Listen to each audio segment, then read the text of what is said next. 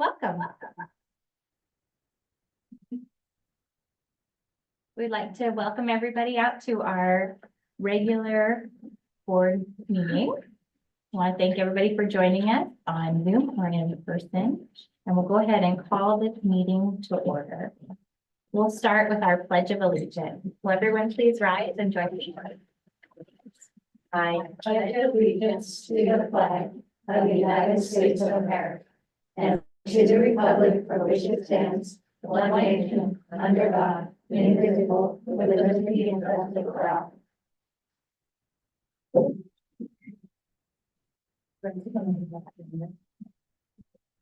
Next up, we'll have our roll call attendance. Madam Clerk. Director Diamond, Here. Director Kelly, Here. Director Kingman, President Levesque, Here. Director Knapp, Here. Student Advisor Levon. Here. Student Advisor Nichols. Here. Superintendent Weeding. Here. Thank you. Next up, we have our approval of our regular meeting agenda. Do we have a motion? I'll make a motion to approve the regular meeting agenda. I second motion. It's been moved by Director Knapp and seconded by Director Diamond to approve the regular meeting agenda as presented. Director Diamond, Yes. Director Kelly, Aye. President Levesque, Aye. Director Knapp. Yes. The agenda is approved as presented. The next part of our meeting is our presentation portion, and the first presentation is our WASA Snow Isle 109 Honorary Awards Recognition Event of Arlington Award recipient. And I'd like to introduce Dr. Sweeting to tell us about that, and I'm going down here to do this. It's a lot of letters. Well,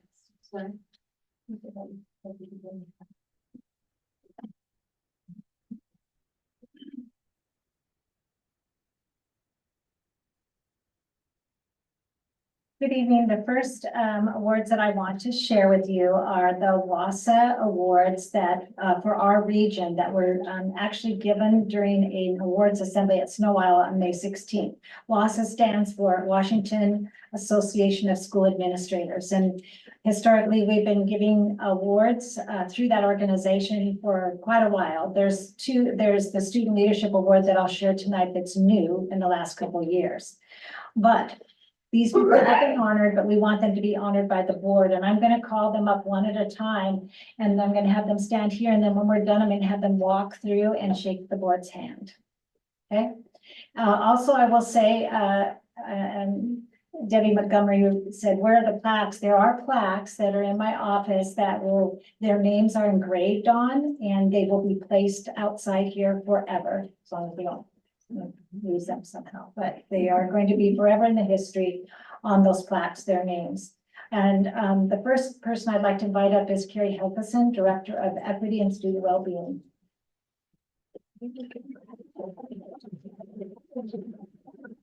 And I'm going to read to you what we read during, wherever you'd like, but when I'm done. Arlington School District is pleased to honor Carrie Helgeson, Director of Equity and Student Wellbeing, for the WASA District Student Achievement Leadership Award. Carrie is an avid advocate for removing barriers and increasing access to learning and achievement for all students. Through her leadership, the board, district leaders, and instructional staff are disaggregating and analyzing data at a deeper level and identifying gaps and barriers to learning for our students. She has been instrumental in securing more support in the areas of mental health, behavior, attendance, and discipline through county grants. In addition, she facilitates and supports our district community equity team, student advisory council, counselors, and our school equity facilitators. Thank you, Carrie, very much. And your name will be on the plaque. Excellent. Thank you. Forever. Next, I'd like to invite up Kimberly and John Mino. And so they're being honored for the Community Service Award. And their name will be on the plaque, but this is not the first time their name has been on the plaque. This is the second time that their name has been on the plaque. So, and they are devoted to our schools and supporting our schools. But what we wrote about them here is Arlington School District is pleased to honor Kimberly and John Mino from the Citizens Committee for Arlington Schools for their commitment and leadership for helping the community understand the scope and need of 3 important ballot measures in February 2024.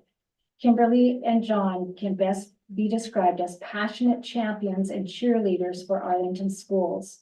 With their amazing leadership and relentless dedication, 2 of the 3 measures presented to voters were approved. Thank you. Kimberly and John. Thank you.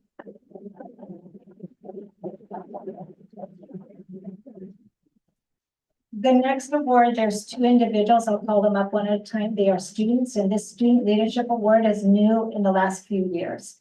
First, I'd like to invite up Sarah Sable. Not up, Sarah.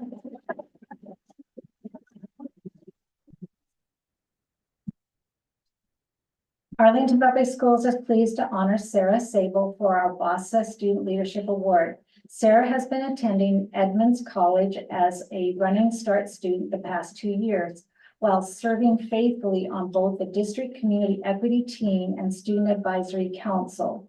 Sarah provides valuable student perspective and leadership on these committees. She engages with other school staff, students, and community members to discuss equity issues and support the refinement and implementation of the district equity plan. Sarah is maintaining a 4.0 college GPA. She will graduate in June with both high school diploma from Arlington High School and an associate's degree from Edmonds College. She is also a STEM tutor at Edmonds College. Tomorrow, well, actually, when we did this, it was tomorrow, but on May 17th, she presented her independent research project, both focused on atmospheric reentry of spacecraft at an undergraduate research symposium at the University of Washington. She was nominated to present at this symposium by her research advisor, Tom Fleming, a professor at the Edmonds College in the Department of Physics. Sarah is a key student leader in our schools, community, state, and in the future nation, and will be in this future for our nation and our world. Thank you, Sarah.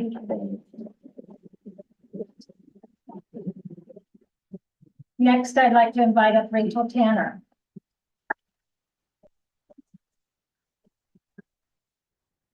Arlington Public Schools is pleased to honor Rachel Tanner for the WASA Student Leadership Award. Rachel serves on our Student Advisory Council. She is also the ASB president at Weston High School. Rachel is an advocate for making things better for Arlington students, but specifically at her high school, Weston. She is keenly aware of the needs of her classmates and actively seeks solutions. One example of Rachel's advocacy is her drive for better food choices at her high school. She collected data, secured supporting images of food portions, and presented her concerns to SAC and district nutritional leaders. As a result, inspired by her advocacy, solutions and actions have taken place, including the addition of a vending machine with meals that can be accessed throughout the day at her high school.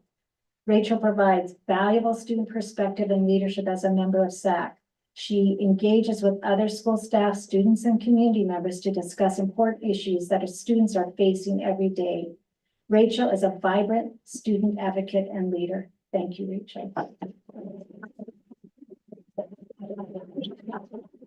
Go there. And look, here's a picture that was taken at the May 16th affair that we had here. And you may go and shake the hand of the board.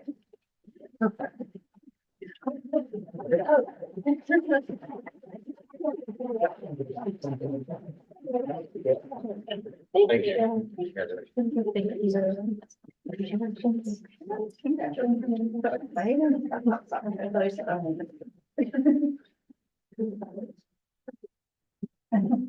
Thank you. All right, next up on our agenda is another recognition, and this one is near and dear to my heart. It's our parent group recognition, and we're going to have Dr. Sweeting describe. So, good evening again. I'd like to invite anyone that's representing a parent group. I'm not sure if anybody is here, but I'll see you. Come on up, come up right here. Everybody come up, and there might be some on Zoom as well, but for now, anyone else? Okay. Thank you. We'll introduce you. We could not do this work of educating students without all our partners. This includes our wonderful parent support groups like PTA, PTSA, Boosters, Gridiron, Music and the Arts Parent Support Group, and more. Tonight, we want to acknowledge and thank each group for their dedication, commitment, and partnership to support every student in Arlington.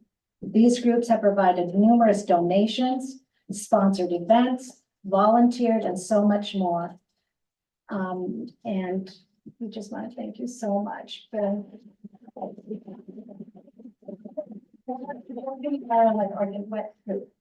Sandra Matthews, and I'm over at Pioneer PTSA. I'm the current president, outgoing, and this is my last year on the PTSA there. So I'm kind of excited, but yet sad. What's one event or activity or donation that you're proud of? It hasn't wrapped up yet. I've got big plans for June 6th when our next meeting is. So we've got a lot of grants that we're going to be hopefully pushing through and maybe potentially coming to the board with. So. I'm Jennifer Fairbanks. I am president at Camp Prairie this year, and I will be president next year at Camp Prairie. And a big thing we've done in the last couple of years was raise money for new playground equipment, and we donated that last year, and it was built over spring break, and the kids love it. So we love that. Thank you. I'm Natasha and I am SBLC. And one thing I'm proud of is we just raised funds for the dog outfit. So kids are loving it. They do love it. Thank you.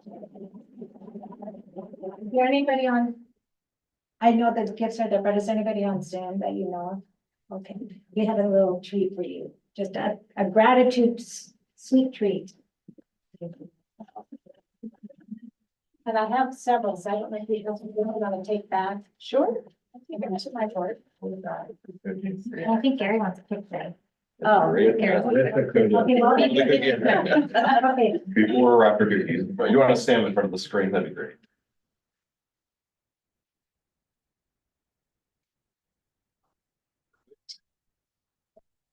There we go. There's no wrong way to do it. All right, perfect, here we go. Right here, please, nice, big, small, one more for insurance. There you go, thank you. There's more. Thank you guys for all you do. Thank you. As a long-term PTA volunteer, I know what you guys do and I see you and appreciate you. Thank you. On behalf of the board in our district for all that you do for all of our kids. Thank you for coming out. All right. The next item on our agenda is our, I'm not sure I don't skip anything. Public comment? Meeting minutes. Do we have any changes anyone would like to make to our May 13th meeting minutes? Or do we have a motion to approve them as presented? Motion to approve the meeting minutes from May 13th. Second. It's been moved by Director Diamond and seconded by Director Knapp to approve the meeting minutes as presented from May 13th. Madam Clerk. Director Diamond. Aye. Director Kelly. Aye. President Levesque. Aye. Director Knapp. Aye. Thank you. Those meeting minutes are approved. Next up is our public comment portion. Do we have anyone that has signed up in advance to speak to the board tonight? We do not have anyone signed up in advance. Thank you. Is there anyone in the audience that is just wanting to speak? Nope. Right. Well, then we will move right along to our consent agenda, and that consists of our budget and enrollment report, our personnel report, our warrants, a large donation from our AHS Gridiron Club to the AHS football account, another large donation from the AHS band boosters to the AHS marching band, an overnight trip for the AHS volleyball to WWU Team Volleyball Camp in Bellingham, the Northwest ESD 189 Student Threat Assessment Program Support Contract, and a Northwest ESD 189 Technology Network Support Services Agreement for 24-25. Is there anything anyone would like to pull from the agenda for further discussion? Or do we have a motion to approve the consent agenda as presented? Motion to approve consent agenda as presented. Second. It's been moved by Director Diamond and seconded by Director Knapp to approve the consent agenda as presented. Madam Clerk. Director Diamond, Yay. Director Kelly, Aye. President Livette. Aye. Director Knapp. Aye. Thank you. The consent agenda is approved. Next up, we have our regular meeting, new business.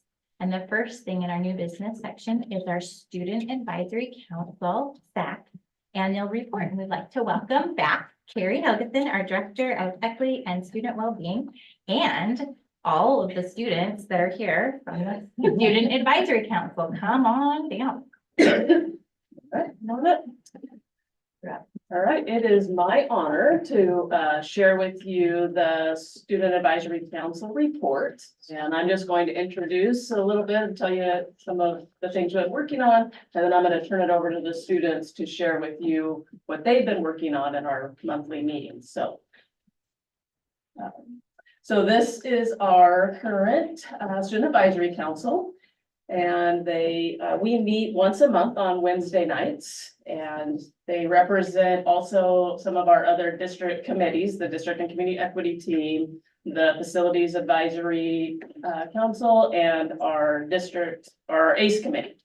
And then, like I said, we all come together one night a month to share concerns, thoughts, ideas to improve our schools for all of our students. But we also have a focus that they've been working on for the year, which they're going to share here in a little bit. So what the process we went through this year to be able to figure out what was their goal going to be? What is their focus area? So they got together in small groups. They brainstormed some different ideas. You can see those there: mentor program, education for younger students. To continue with the videos that we started with last year, mental health awareness and education and advisory classes. What could that look like? So they voted, and you can see there that mental health awareness had 58 votes or total of points. We kind of did a point system. And so that's what we did. And the next couple of meetings, and we're thinking, okay, what does that mean? You know, what are we going to do with mental health awareness? What is our focus in that area? Because it's so broad. So that's when they got together in small groups again, really had some great ideas as far as what they could do this year for educating our younger students, providing resources in our buildings, and also providing some support to our teachers in different areas. So here some of our members are. And we're gonna, I'm gonna have each group kind of share a little bit about what they have figured out for this year. And all of this work is continuing next year, because as you know, mental health awareness is huge, and only meeting one night a month, it takes a long time to get these things in process. So they'll talk about what their next steps are for next year, and we'll be having some other students join this team as well. So the first group, we have Kathleen and Adrian and Marissa and Karen. I think you guys are all here. Wait, I think we're winning. We're winning competition, not the competition. Before I have Kathleen share a little bit about their focus, I'm gonna have them all introduce themselves, what grade they're in and what school they represent. I'm Kathleen. I'm a senior at Arlington High School.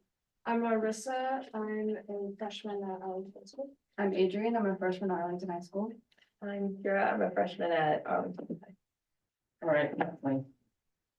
Okay, so as you know, our focus this year was mental health, and our group decided that it was really important to kind of get ahead of the curve on educating younger students about what mental health really is, especially with students going on social media at a younger and younger age. We kind of want to make sure that they know what mental health really is before those misconceptions that they see online kind of settle in, because it's very prevalent online that obviously there's misinformation on social media, and that's a big shocker.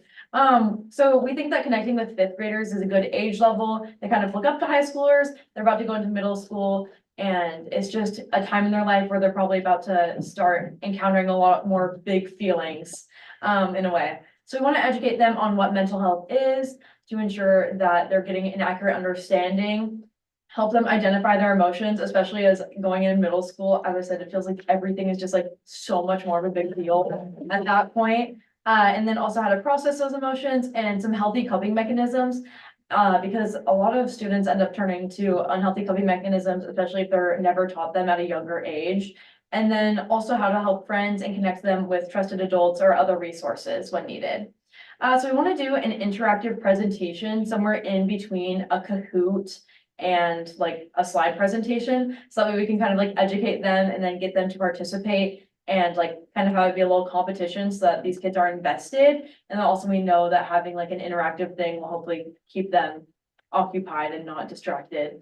And we're hoping to have this happen the winter of next year. We're gonna have to put our presentation together and then train everyone on Student Advisory Council in a way to get them to understand, to get us to be able to teach the students all in like a similar way. We're hoping to reach as many fifth graders as possible. We're trying to figure out if we're doing it in classrooms or on a larger scale, but that's kind of it. You guys have anything you feel you need to add?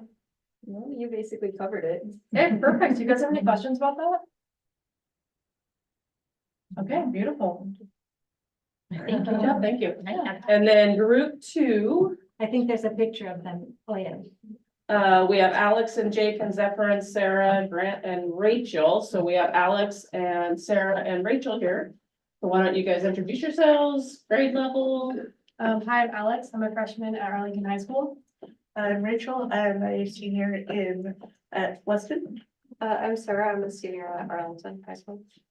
All right, And Alex is gonna share a little bit about what their group has been focusing on. so our goal was to gather resources about like our certain mental health topics and put them into easy to read posters. We wanted to, for this year, we wanted to get at least 5 up in the schools, especially only at the high school right now, which we're focusing on. Our topics are suicide resources, eating disorders, anxiety and depression, LGBTQ supports, and sexual assault/abuse. So on these posters, they will have, it's very like simple, easy to see. In the bottom, you have a QR code that leads you to like a whole website that has a bunch of different sources for everything. And then just, we have text lines and hotlines for teens, because it might be easier for someone to text instead of call if it's an unsafe environment for them. So these are only going to be going up in like bathrooms, nurse's office, and just around the halls where they can be more seen and not blend into the background. And then the other thing that we don't have up there, that we are working on, is with ID cards for high schoolers. It is on On the there. Oh, next did it? slide, yeah. It was recently, yeah, recently. Okay.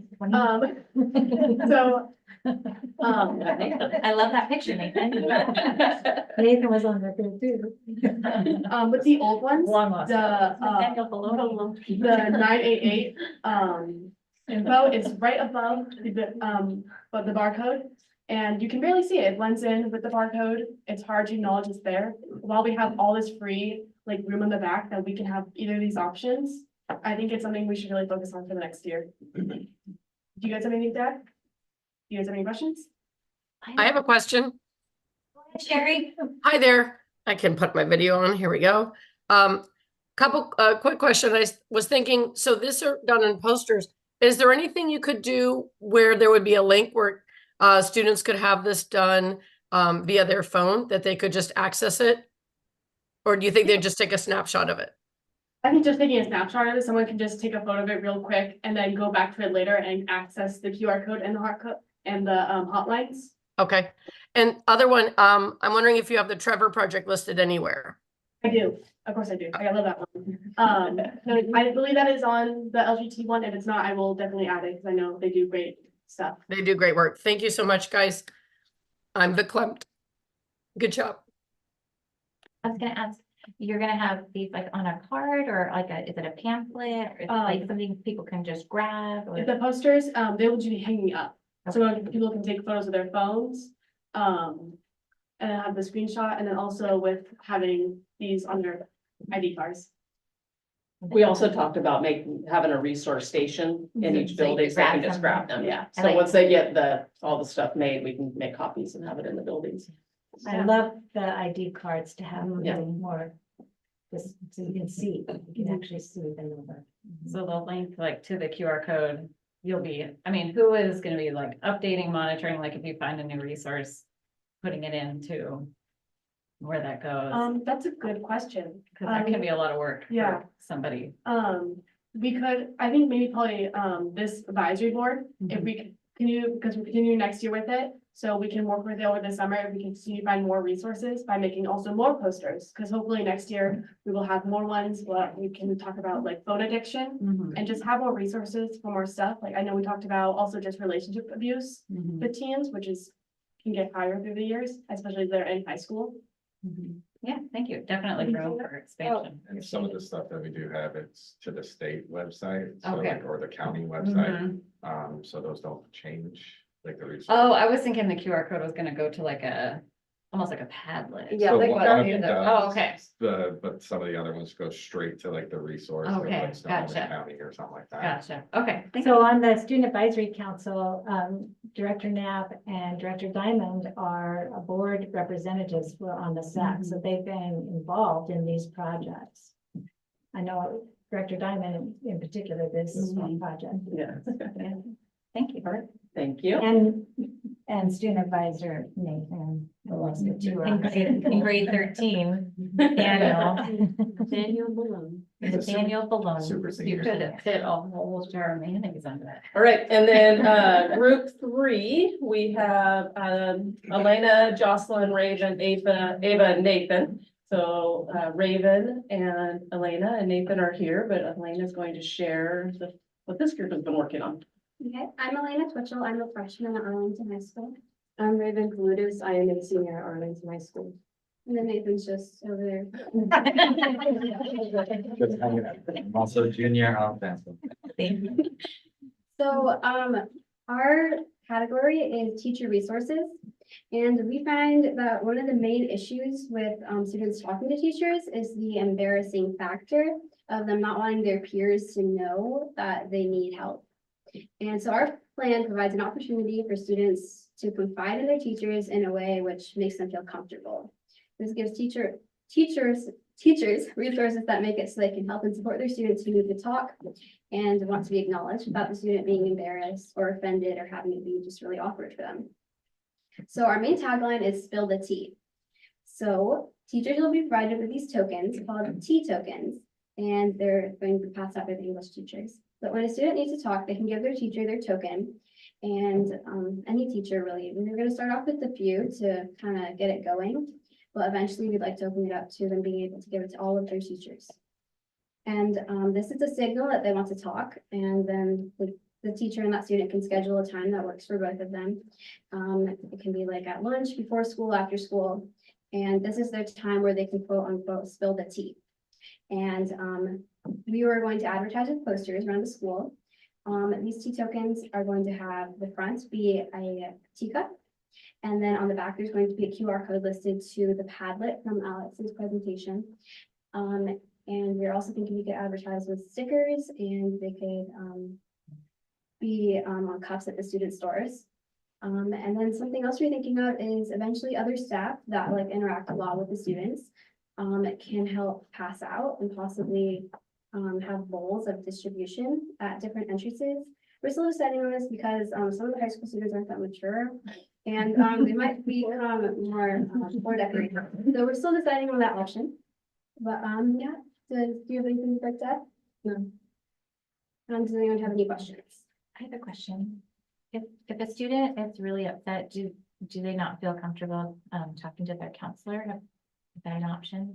It's always an option, but from my personal experience, when someone's really upset, they don't really recognize it enough to talk to their counselor.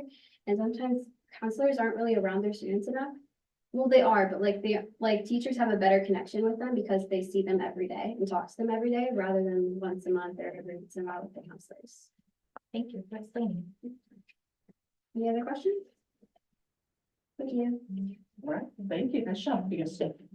So along with, we spend a lot of time in the meetings working on these, in these small groups and putting their plans in place. And you can see that they've come a long way since our very first meeting, when we're trying to figure out exactly what we're going to do, to now having a plan in place and to be able to carry that over next year.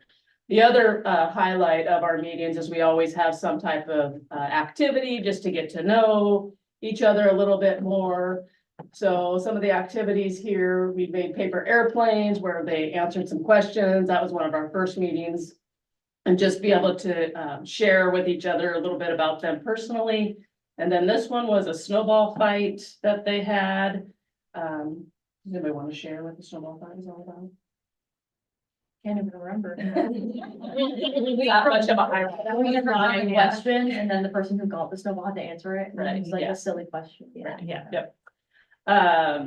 So, and then there's some other pictures here from other activities. And then the finale of the year, which this is our second year, and so they wanted it again this year, and I changed up the rules a little bit this year, which they did not like, because last year I made these saran wrap balls, and you can see it there in the first picture.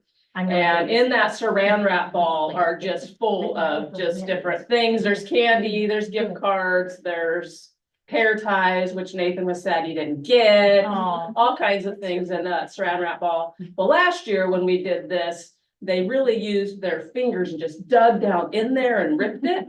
Well, so this year I had them wear oven mitts, so they couldn't just dig down in there and be able to get all the goodies. So they weren't happy about that, but you know. That's the right way to play that. game. Exactly right. And more opportunity for the saran wrap ball to go around and all of that, so. There's some- And then a few more, usually in the center of the saran wrap ball is the best thing. But this year I mixed that up again. And what was it? It was a dill pickle. And it was in a bag, so it wasn't just loose juice dill pickle. And then the next slide shows Nathan and Matt. They were probably the ones that were the most excited about it and the most competitive. It got a little It intense. got a little intense.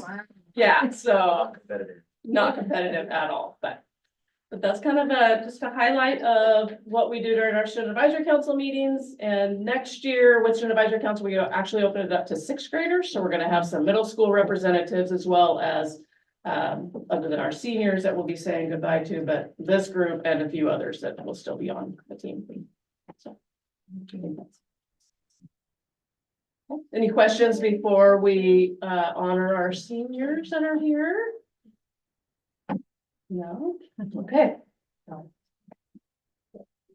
So our seniors, so we have a few that are here. And I'm gonna have you guys tell a little bit about what you're going to do after graduation. So it could be summer plans, or it could be next year as an adult plan. So your choice on what, or you could share both. So Alyssa, she's not here with us, but she was also part of the ACE committee. And Kathleen is here, so you want to go over and, Do you want to go over there? yeah. I'll speak for Alyssa really quick. She's going to Harvard and she is studying mathematics, which is so exciting. And then I'm also going to the East Coast. I'm going to UConn. And I'll be studying business administration. And Kathleen was also part of our district and community equity team. Yeah. She showed up every meeting and had valuable input to share. and Thank thought you. too. Kind of a Yes, cohort I'm really approach. excited. Yes, yes, there was always the three faces on the same Oh my screen. gosh, thank you so much. That's so fancy. And candy. Hey, even better. Thank you.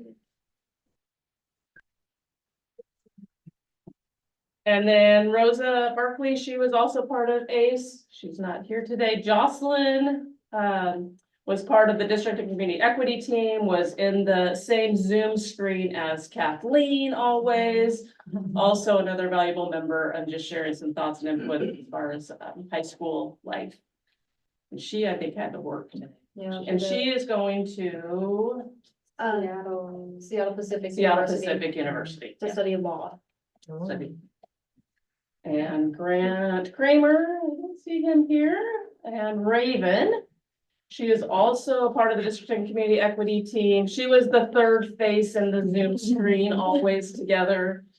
And Raven, you want to share a little bit about your plans? I plan on going to Western Washington University to study history and international relations, and then part-time, I'm going to be a paramedic.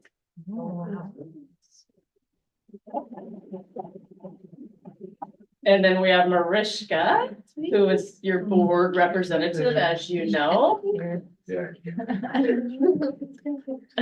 Oh, so very nice. It's very I know. Holder and all. Mariska, do you want to share a little bit? Yeah, I'm going to be finishing my, I'm close to my associates now, but I'm gonna be finishing my associates at EBCC while also enrolling in the RN program. And once I graduate from EBCC with my RN degree and knowledge, I guess I'll work as an RN somewhere and continue with my bachelor's and my master's in psychology. Excellent. And then we have Sarah. She was also part of the district and community equity team. I think you, well, actually you didn't hear what Sarah was gonna do next year. Share with us. I'm gonna go to Utah next year and study aerospace engineering. I know you're shocked by her with that. Not wanting. Right? And then we have Rachel Tanner.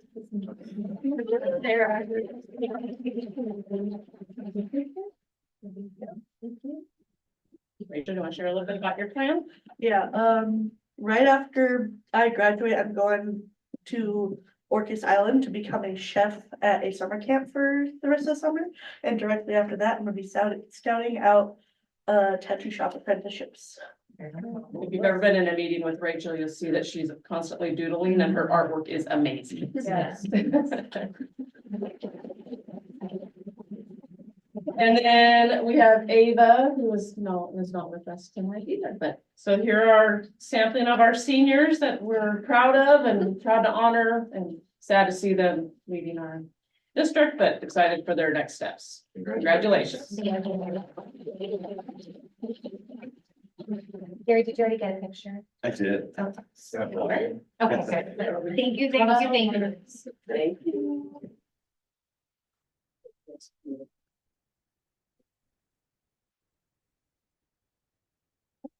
Any other questions for this group? Thank you Thank for all you. the work that you do, and thank you, students, for helping advise the board on lots of important things. We appreciate you. You're welcome to stay. But you don't have to. Next up is our financial highlights of our current budget. And we'd like to welcome Gina Dutenhorst, our Executive Director of Financial Services.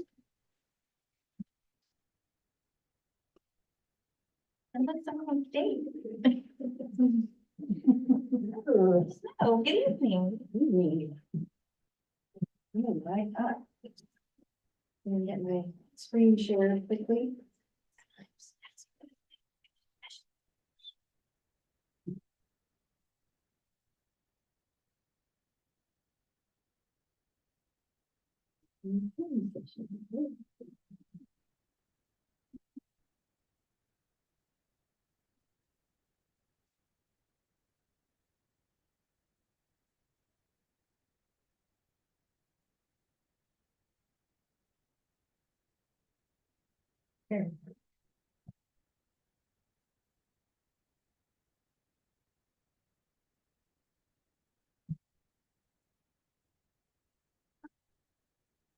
This would be where I would tell a really good dad joke, but I don't have any.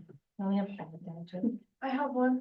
I got someone, I used to always say this in middle school, and I got someone to laugh recently, and I was like, I can't believe this person laughed. Share with her. Why don't you guys ever see elephants hiding in trees? Because they're so good at hiding. No, it's a good one.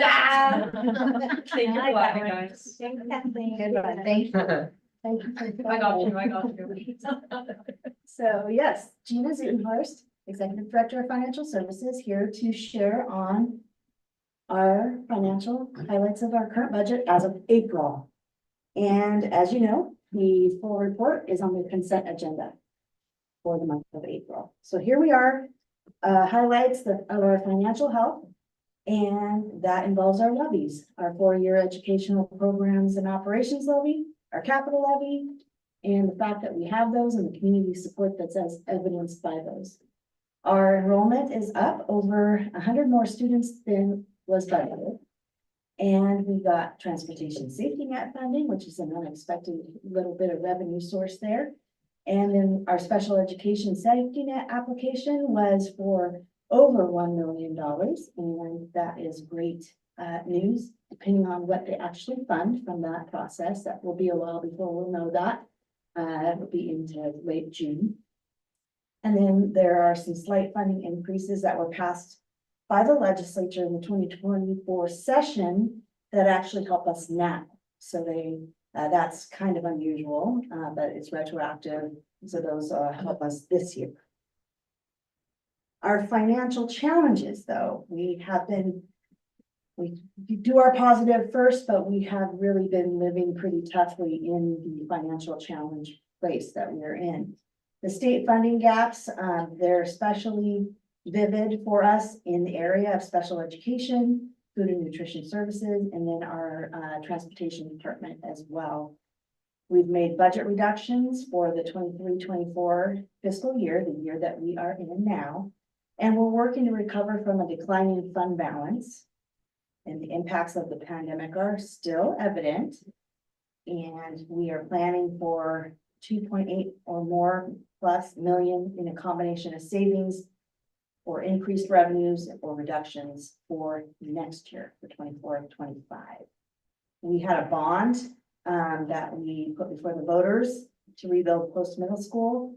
And because it requires that 60% majority, it wasn't able to be passed. So that's on our list as a challenge because that need doesn't go away.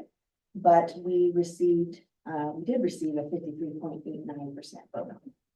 Yes vote. And then our ending fund balance projection of 1 million, it may result in another year of us having a score below the target on OSPI's financial indicators tool. And I'll talk a little bit more about that.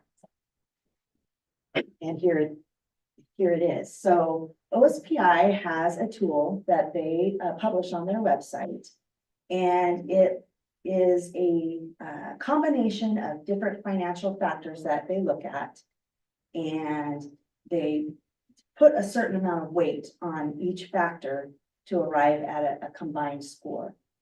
And they have an indicator that says if districts fall below 1.75 on that combined score, then they are considered to be in a financial warning, which means just that it doesn't have any further indicator. It's not like a binding condition, which you may have heard that term used for others around the state, unfortunately. But it doesn't mean that. It's just an indicator. It's a financial warning.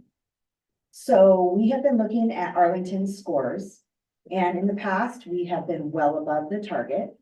And as we've gone into our future years, we have been forecasting and sharing this tool, showing that we're starting to be in the area that would fall below that line, below that target line, 1.75.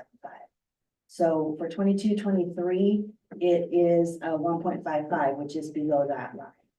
And for the 23-24 year, the year that we're in now, I have put a range that we could fall into as far as looking at our fund balance and our expense levels compared to our fund balance, our expense levels compared to our revenues, and then the number of days on average that we would have cash on hand. Some of those factors that they look at. And so I've calculated, pre-projected the tool, everything past the 22-23 year is just my projection. That's not part of the OSPI tool. But we've used OSPI's tools to provide for board consumption and looking at what are our numbers telling us. And I want to share also that I took a look at that, the tool, and you're welcome to go look at it too. It's on OSPI's website under the school apportionment finance, financial services area. Under the tools, you can see every district score in one tabulated sheet. And I find it interesting, and you may as well, that over the course of 5 years, there has been around 1 to 5 districts that fell below that score out of the 295 districts across the state. 1 to 5. 2023, there were 19 districts that fell below that line. And that is more than a triple of what has been there in the past. Question. Sure. At what point, because this is growing very quickly, more and more districts are struggling, obviously. At what point does OSPI kind of send like a warning to the state, like there are more schools in financial instability than not? Like, is there a plan for that if this continues this way? Yeah. I think that OSPI is communicating that it's not a certain point. I think that they're pretty connected as far as their leaders communicating, but it's part of that legislative advocacy that happens from all parties. I know that it's becoming quite more aware across many levels. Yeah. I was just wondering when the urgency would get high enough Yeah. where something really has to change. Yeah. Well, there are more districts that are asking for loans, and so that also is coming to the attention of OSPI, and they have made a change in their how apportionment was scheduled to be paid out over the course of each month. They made a change some years back where they kind of shortchanged districts in June and then gave it all back to them in July. So we get 5% of our allocation in June, but 12.5% of our allocation in July. And they did that at that time years ago as a budget saving measure on their side for cash flow. That's probably right on the heels of 2008, and there was a big, huge decline. And at that time, they did a study, OSPI did a study to see, can districts afford this? And what were they looking at? Fund balance. And now districts, a great many of those districts that it was not a problem for in the past. Now it's a problem. So, yeah, anyway. Thank you. So here is our fund balance trend. And as you can see, the patterns are there. We've been looking at this monthly. The patterns that show that spike in October, high fund balance, and July, August, that high fund balance. And that, April. April is the high. October and April. I can't even read my own the months, the ruler. That is corresponding with when the property taxes are collected by the county and then passed along to the district. So you can see those fluctuations. And as you see, the lower line, 23, 24 is the lowest dark blue line. And we've come very, very close to the bottom.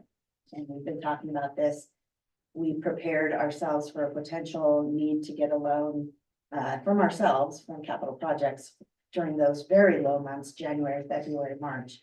And we did not have to do that. We came to the board and spoke of that. There was a resolution that was passed in the event that we needed to access that. We did not need to access it for January, February, March. And then April, we're back up because we've collected all those taxes, but those are kind of a one-time big lump sum collection, and then we have to live on that for the rest of the year, plus the other revenue sources that we receive from the state and federal sources. But June is another low point on the horizon, and May has been actually very, very close too.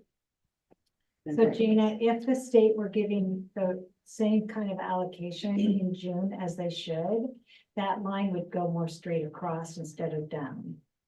Yes. Yes. Deep dive. Yeah.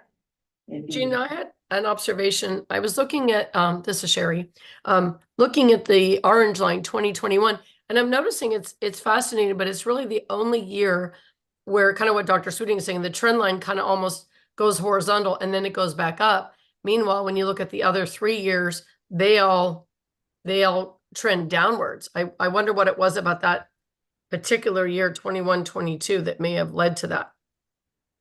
That was the large influx of ESSER funding and Gotcha. stabilization funding, enrollment stabilization funding from the state. So a lot of thing that came targeted for addressing COVID situation. Okay, Those that years makes are. sense. Thank you. Yeah. thank you. So really, the 22-23 year is the one that we can count on that pattern to repeat. It's closer to the pattern, yes, although we've been, because we made big budget reductions, that pace is slowing down, that downward trend is slowing down, so. Just revisiting the conditions around our fund balance trend and just sort of the timing that we develop our budget under, the decisions that have to be made and the commitments that we make to our staff and our whole operation have to be made very early in the fiscal year for the next fiscal year. And the pandemic-induced federal and state aid were ceasing. Enrollment was recovering more slowly than hoped. The district was continuing to provide higher levels of services and staffing, and many of those positions were previously bolstered or funded by federal or state aid in response to the pandemic. And we had a very high fund balance, and the board, contemplating, do we have to ratchet back really hard right now while we have this very large fund balance? Or do we utilize our fund balance to get us through another year so that we're not having to impact our students by reducing the staff that are helping and working with kids? So that decision was made back in those years to write that out and then use that next year as a very thoughtful year to have processes and community engagement with how we would go about reducing. So we estimated using roughly half of the reserves by the end of 22-23, and we did that. Our inflation is causing a lot higher costs for goods and services and salaries, where the cost of living increases are impacting our negotiated salary increases across multiple groups. We're seeing that play out as well in our fund balance. And then, of course, we talked about our state funding models and how those are continuing to lead to funding gaps, especially in regards to regionalization. And then budget reductions were implemented, like we said, for 23-24. So talked about our fund balance low points and how we had our capital fund loan as a potential back in January, February, March, and did not have to use it. And we were talking at those times as well that we would be coming back to the board for a larger loan, which would be unavoidable as far as the need for June. So next on the agenda, we'll talk more about that, but that would be resolution 2407, and it would be for up to 2.8 million, and that would be for June. And we would pay that back to the capital fund with interest. So we'll pay ourselves interest to the capital fund. And then we're having a general fund ending fund balance for 23-24. It's projected to be around 1 million. And that's why we're having our budget development briefings for 24-25 that are going to continue. And the focus will be on rebuilding fund balance to appropriate levels. So, questions on the financial highlights of our current budget as of April? I have a question. So we're taking, we're proposing pulling money from capital funds. So I'm just wondering, and you probably already answered it, if that's going to take away any of the projects that are scheduled for summertime. Okay. No, it will not. Okay. Thank you. Any more questions? Do our student advisors have any budget questions? All right, thank you. Do you want to just stay up there for the next item on our agenda? That's our resolution 2407 interfund loan that you alluded to earlier. Yes, so as we spoke, and Linda and Debbie are getting that resolution up in front of you. So we've been carefully tracking that cash flow, and the month of June is the month where we need to request an interfund loan. And this is allowed by the WAC laws and by the state accounting manual that governs how that's to be done. It does require that to be done by board resolution in advance. And so that's what this is about, and talks about the amount and that it's a temporary loan that will be liquidating that within the year from the date of the issuance. But for us, we're going to do it by the end of the fiscal year. And that loans are not supposed to be made from the fund where there would be a detriment to any function of that fund. So that to your question about, is that gonna bother or limit capital projects? And it will not. And that also the interest has to be paid by the borrowing fund, which is the general operating fund, to the capital fund at a rate not less than the warrant interest rate that's used by Snohomish County. So I just did a rough calculation of what that interest amount could be if we were to borrow 2.8 million from capital projects on day one, let's pretend June 1st, and had it outstanding that whole amount for 30 days.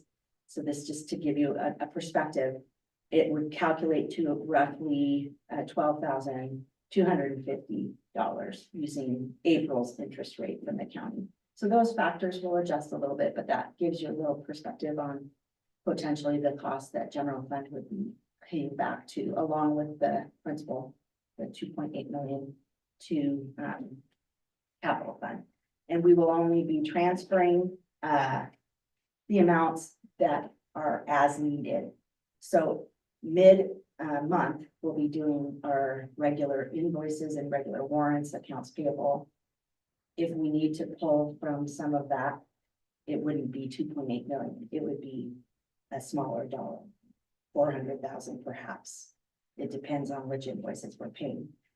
But by the end of the month, when we run payroll, that's when we know the bigger dollar amount that we need to borrow. And also when our state apportionment comes in, we put all those factors together. So we won't be borrowing 2.8 million on day one. It'll be towards the end of the month where the bigger amount would happen. But this resolution gives us the authority up to the 2.8 million so that we can access and have control of that and pay it back timely as well. So there's. This is an action item, so we'll have a motion and take action. But after this is all done, will you come back and report what actually happened and what the consequences were? Absolutely, that is part of what will be reported out is how much did we have to transfer and how much has been paid back at what point and what the interest is and what. And then I'm assuming any interest that we would pay out would lower our fund balance, that amount eventually. A little bit, yes. It's just like any other unplanned, cost that we might incur. Any questions about the resolution before we take a vote? All right. This is an action item. Do we have a motion to approve resolution 2407 interfund loan? Motion to approve resolution 2407 interfund loan. Second. It's been moved by Director Diamond and seconded by Director Nat to approve resolution 2407 interfund loan. Madam Clerk? Director Diamond? Yes. Director Kelly? Aye. President Levesque? Yes. Director Nat? Aye. Thank you. The resolution is approved. Thank you, Gina, for keeping such a close eye on our fund balance. That was. It's hard. Hard stuff. Okay, next up on our agenda is our language access report, and we would like to welcome up our Carl Olson, Director of Categorical Programs. Good evening, Carl. Yeah. What's that? No. Uh-oh. I got that part. Perfect. No. Thank you, Brenda. Flexibility. Okay, here we go. So I'm Carl Olson, Director of Categorical Programs, and I'm just gonna share actually our first yearly report about language access, both some expenditures, but also just some general information about the team and what we've been up to. And so we'll go from there. I do want to highlight, first of all, the team of people that help serve hundreds of families in our district, and I literally mean hundreds. From Apple Preschool on up through high school, we have this team of people that serve families that need interpretation in Spanish, Russian, Ukrainian. So not only do they serve the students, they're also reaching out to families frequently on a daily basis, if not more, to make sure they have the information they need to provide translation services. They are truly some unsung heroes within our ranks that I just want to make sure to share, as well as just a source of great feedback from the families for what is needed. So these are some of the topics I'll be doing an overview of tonight. Just a quick reminder about the language access plan, overview of legislation, talk a little bit about funding, and then some of the training that we've done this year, input from families that we've already received, and then early planning and initiatives for what's coming up. We're already working on next year. So some of this you were part of. One of the first steps was designation of a language access liaison or coordinator. I pointed out myself, seemed to fit.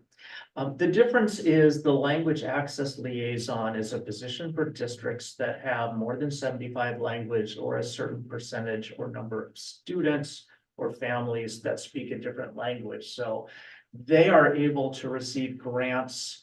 I've heard anywhere from $100,000 to $200,000 to support that work. For districts like us, you designate a language access coordinator, and there are no grants. So I'm working with OSPI on that one to see how we can kind of broaden it a little bit for some of the supports for those of us doing that work.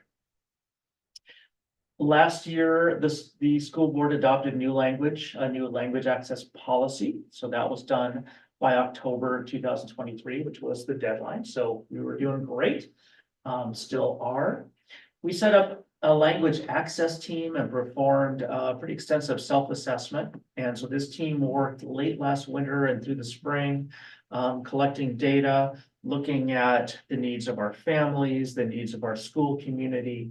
And from this, both developed our plan as well as set some goals for what we wanted to work on for this year. And then we have a smaller part of this team that continues this work yearly. And then much of our plan, which actually isn't an extensive, it's about a 14-page document, but we have key parts of it on the district website now available for families. And some of you may have noticed that you can just click on top, change the language, and it also provides them with who to contact based on the building that could provide them with language assistance. And then training requirements, a mix of training for all staff, plus we have provided training for our interpreter tutors specific to this work. And then also additional training that we're starting with office staffs. We actually started a few months ago and we'll be continuing through next year. And then we continue to gain parent feedback. We actually have parents fill out a survey that we collect after parent conferences in order to give us information on the speed of translation. We added some questions such as, do you have someone in the school you can go to get what you need? Did you understand the information presented? And so we track that data, and so far it's coming at 100% agree with every question during those conferences. So again, our interpreter tutors, even based by parent feedback, are doing an exceptional job. And then we also have right now a survey out in 3 different languages to our families, collecting ideas for next year. So I'll share a few of those in a second. So that's been going on actually for a couple of weeks. So we've been able to look at that. And then there's also some legislation requirements for tracking that interpreting was offered for any reentry conference after an exclusion out of school.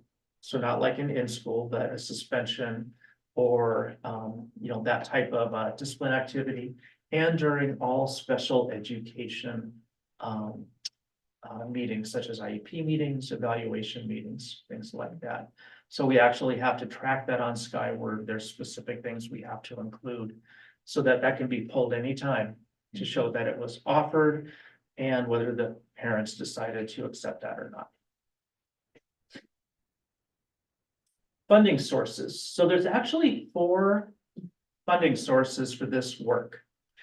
TBIP, which is a grant that you folks approve here, is the Transitional Bilingual Instructional Program. That is what pays our interpreter tutors and 2 certificated staff to deliver the educational services to students.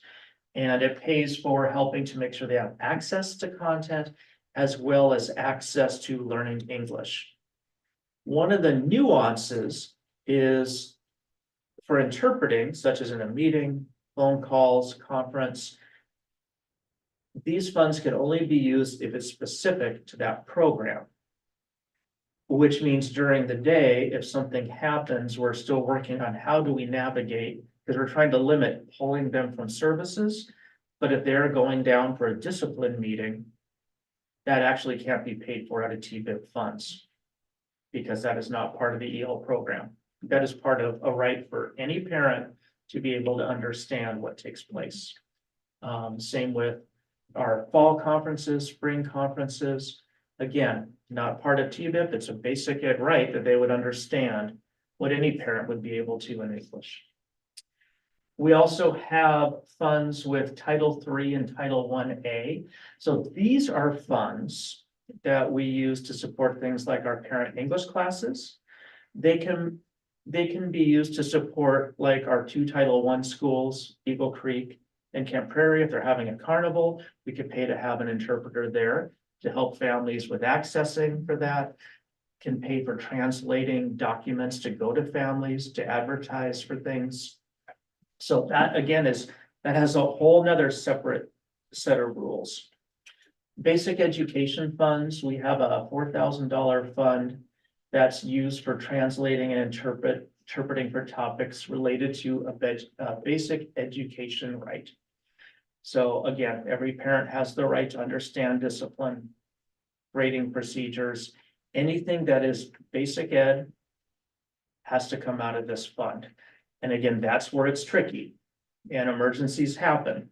So we have to navigate that.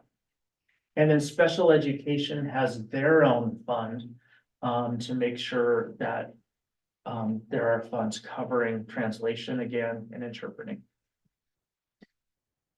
So far out of basic education funds, and it will continue to grow. This was, I think we got most of our timesheets in for spring conferences, but it's cost of about, getting close to 3,000. Special education is a higher amount for a couple of reasons. They typically have had to use outside agencies more often. Sometimes it's because the meeting couldn't be scheduled when our interpreter tutors were available. Sometimes it's because of another language like Marshallese. American Sign Language is also part of this and considered an additional, it's not just the spoken word, but also sign language. So sometimes we have to use agencies, and of course, those are more expensive. I was gonna ask, is there more than just the 3 languages? How many languages are spoken in our district? We're probably in the mid-30s as far as a report I saw with all the languages last year. We're having more French coming from Africa. We are having quite a few from the Middle East. So you have Farsi from India with Hindi. We have all 3, I believe, dialects for China. And so we definitely have Vietnamese, you name it. But I think the total was right in the mid-30s. Thank you. You betcha.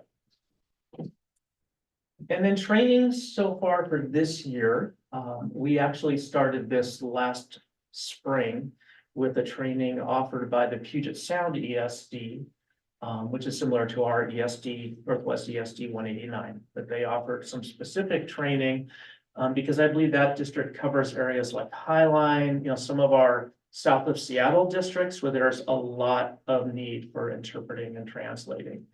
And so they provided training and that we were able to join in. And we had our interpreter tutors attend that. We did an initial whole staff training at the beginning of the school year during one of the opening day events, and we'll be continuing to do that work just to help other people understand about how to access, what's the access, what to remember. And really how to even conduct an interpreted meeting to prepare for, it could go twice as long. To prepare for, meeting ahead of time before the meeting to make sure you have kind of a common understanding. So there can be a lot to it. We are not quite halfway through, but we're working on office trainings. We have an iPad for each office with 4 different translating devices. Google Translate is still the best in terms of accuracy, but we're working on training for how they can use that for communicating with the family when they first come in, how they can take pictures of posters and it will translate it like that to show documents, to show something on the wall, as well as when to use it and when not, such as with the school nurse. And they're excellent at this to begin with, but we've always talked about when it's something that is truly of an emergent safety type issue, we want that human translator who can truly make sure the parent understands, what does that head bump mean? What does that letter mean? What do you look out for and why? Things like that. So we've spent, it's usually about an hour in each building, and then we're going to go back again in August and spend time with the secondary schools and work with them. We worked with our interpreter tutors on emergency preparedness. And so that they would know in the case of let's say an evacuation, and let's say that Arlington High School had evacuated to Haller, they know that our Spanish interpreter tutor at the high school and then our district Russian Ukrainian interpreter tutor will be coming to Haller and meeting me at the parent reunion area so they can be working with parents directly.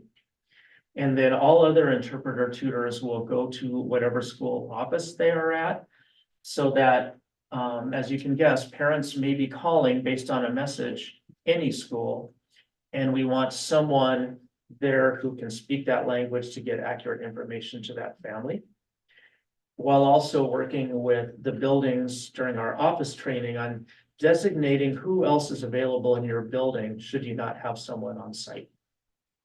So our goal is to get accurate information to parents to ease the worry, help them with the process.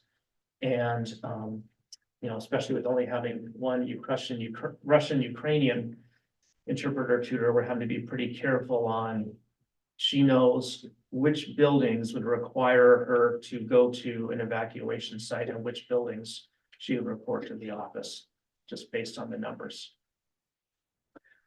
So those are some of those aspects.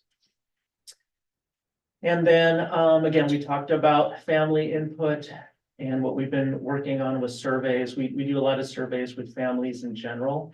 I think some of our richest communication has come through meeting with parents.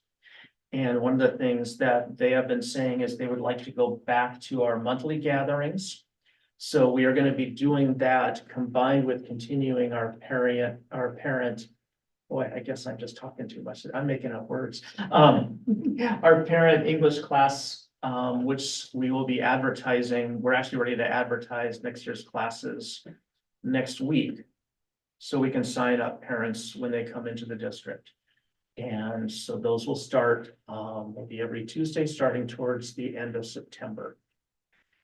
Both of those are rich with opportunities to learn what families need, barriers they're facing and helping to overcome. So we're excited to be branching out with a new opportunity while also being able to publicize what we're doing much earlier.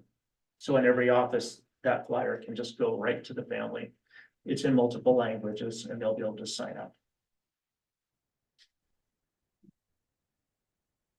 And then future planning, Kim Contreras at the high school and I are talking about offering an optional Spanish in the workplace class for staff. Spanish is definitely the most needed language, and there's some great kind of like I've taken an ASL in the workplace class. There's some great tips and basic things that staff can learn to help a kiddo or a family get to where they need to get to. Continue training for office staff, including ongoing tips and things that will come out throughout the year. We are excited because next year will be our 4th year of the parent English class. So we're excited to keep that going. Like I said, monthly gatherings, which we're collecting topics from parents, but it will be everything from, of course, the normal food, the celebration, but logging into Skyward every time. How do you excuse an absence? How do you check grades? How do you translate things on the website? So there's a lot there that we can offer, as well as getting input from them. It will continue to update our surveys, so adding key questions based on what we're working on. So as we try a new initiative, we'll add something to our surveys to get input on it. And then I'm a member with the Language Access Coordinator and Liaison team throughout the state. And so it's an opportunity to network with other people and see what they're doing and what's working and how they're putting this legislation into play. And that's it. Questions? I have a couple questions. 2 questions from slide 2. The language access team, is that within the district office? Is that okay? The whole district. Oh, the whole district, so Yeah. staff and, Yeah, the initial Okay. team had classroom teachers, multilingual specialists, interpreter tutors, myself, other staff from here, 2 principals. So okay, Gary Sable was also on there. So yeah, I'm sure you guys get a lot of parents yeah, and input Matthew at the Turek too. meetings, yeah, okay. I was just curious how many families did not have anyone in their school that they could talk to, like from the survey that you took? 0 from the survey Okay, here. I mean, everyone said they have someone to go to. okay. I think part of it is because they're already working with an interpreter, Mhm. at that meeting, they get the survey. Yeah. It's also though part of how wonderful those interpreters are, Mhm. because they truly, and I work with them on not doing this, but I mean, parents are contacting them through their Google Voice numbers constantly and texting and asking for help. And they're wonderful. Yeah. Yeah. So where we may be still trying to figure some things out is when we have a Marshallese family come. We're pretty good at trying to find who's the next closest person that speaks both languages. But that's where it can be a little tricky. Thank you for the information. Absolutely. Yeah. Carl, I had a quick question for you. Sherry, I love the idea that you're looking at sort of the, Spanish learning. I don't know what you called, I don't have the board in front of me right now, but just a kind of a crash course in some Spanish that the teachers can access. I think that would be great. I wondered if we had anything on a PD level, any clock hours that teachers could earn that you're aware of, or we could consider in the future. Well, this would be whatever we offered, we would offer clock hours for. Okay. But we would go ahead and do that approval process. So we have a couple other ideas still in the works for next year, just about multilingual students in general. That we're going to be rolling out for next year, but that one would also have clock hours. Great, thank you. You bet. Any other questions? All right, thank you, Carl. All Very right. informative. Thank you. Next And up, I will say, these 2 also did the daycare for the parent English class last year. Yes. So when you hear about all the wonderful things they're doing, you need to add that right up there. It was fun. I liked that. Yeah. next up is our resolution 2404 capital levy to construct a new post-middle school. Welcome, Brian Lewis, our Executive Director of Operations. And I want to point out that this is one of our student advisory votes, so we will be asking student advisors to weigh in on this one too.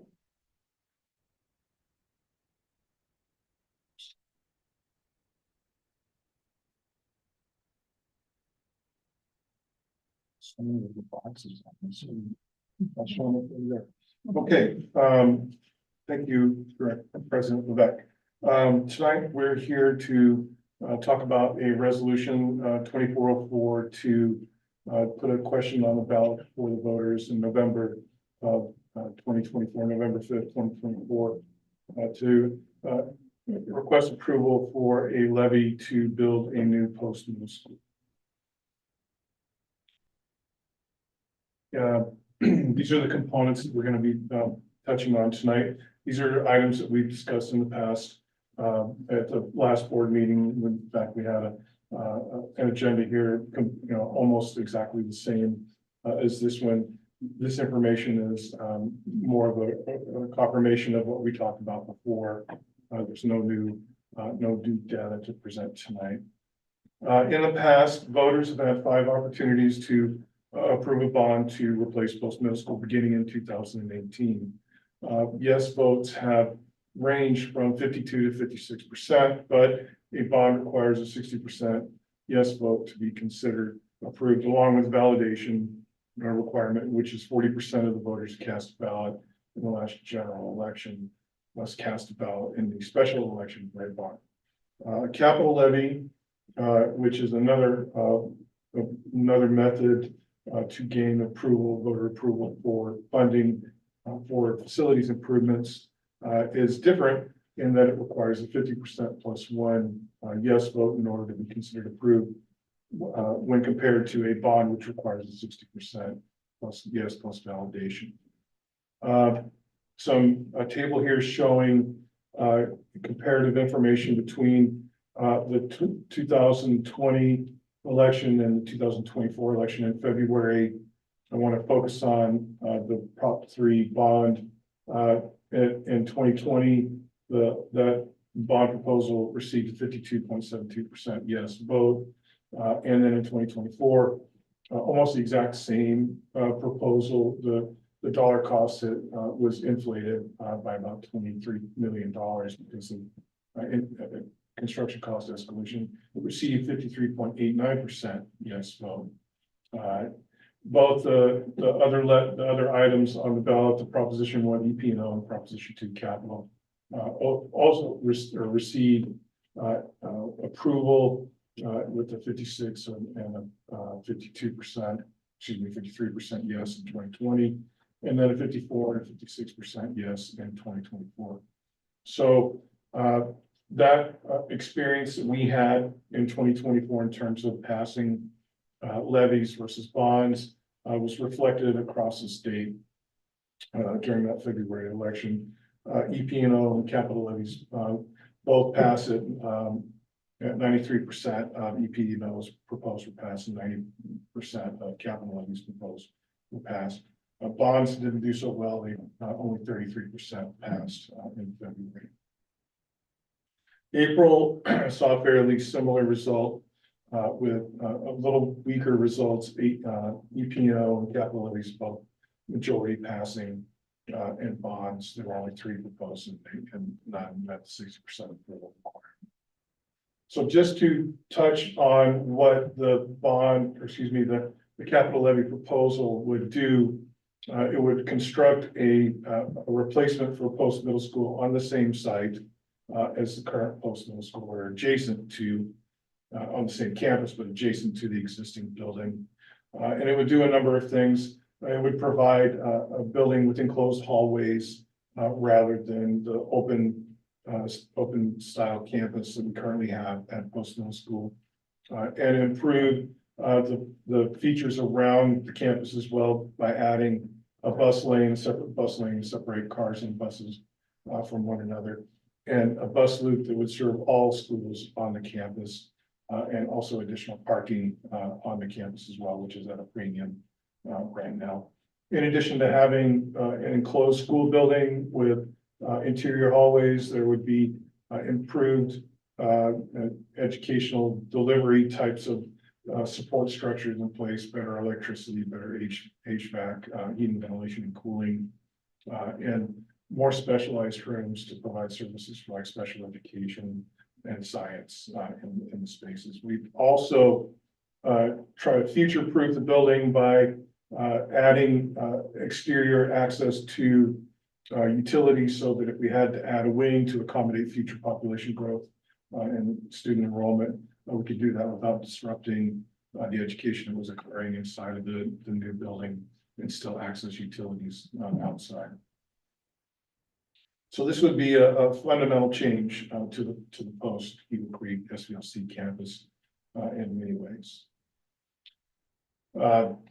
This is a conceptual drawing of what the new building could look like, showing you know, the enclosed nature of the building with interior hallways, lots of glass to bring in natural lighting, and a larger gym space, and this shows the parent drop-off in front of the schools. So what are the benefits of or funding a new middle school building with a capital levy, and the cons of funding a new middle school? The pros are that a threshold for approval is lower, it's 50% plus one. The levy period is shorter by 14 years in this situation. And the total tax burden of property owners is decreased by about 1/3 as well, because there's no interest costs involved in supporting this repayment or this payment of the levy. Cons are that it could take longer for completion of construction than when it's funded than it would be if it was funded by a bond. And the reason for that is that we have to collect the funds over a period of time instead of receiving them in one big batch like we would with a bond sale. It would take time to accumulate sufficient funds from collection of the capital levy to begin the design, permitting and construction phases. And I'll show that on the timeline in just a minute. The other con is that there is some exposure to cost escalation increases that aren't anticipated because of once in a lifetime events. COVID, for example, had a big impact on construction costs for certain kinds of materials and services. That could still exist in the future as well. So there's some risk involved in that. So what would a timeline look like for construction of a middle school? And this is a scenario that shows a comparison between a capital levy timeline and a bond timeline. Again, the likelihood of us successfully meeting that 60% voter approval threshold for a bond is minimal because we've tried 5 times and have not been successful yet. I'm showing this as just for comparison purposes. The bottom line is that it would take about 3 more years to construct a new middle school with the capital levy versus a bond if elections were held on November 5th. There's a typo up there, sorry. I should say November 5th on the election for the bond as well as the capital levy. We had elections in November for a capital levy or a bond. The capital levy construction would take about 3 more years to complete than would for a bond. So there is a time cost involved in choosing this route. Did you have a question? Yeah. Yes. Have the capital levies not been, well, obviously not, but they haven't been passed in the past? Like, Yes, we passed 2 capital levies in the past 2 elections. Okay. Yeah, But not. and past 2. But not for the whole building? Yeah. Okay. So in the first bond proposal that we put out in 2018, it was the whole package. It was a post middle school plus an addition to Arlington High School and security and safety improvements and then other improvements across the district as well. That proposal received a 56% yes vote in 2018. We tried it again with that type of packaging and did not meet the 60%. And in 2020, we split the post middle school replacement from other types of projects like the Arlington High School addition and the security improvements. Package those as a capital levy, and we're able to pass that, so we can make those other improvements across the district. Unfortunately, the bond did not pass. So this is just an illustration of the time differences involved in funding a building construction with a levy versus a bond.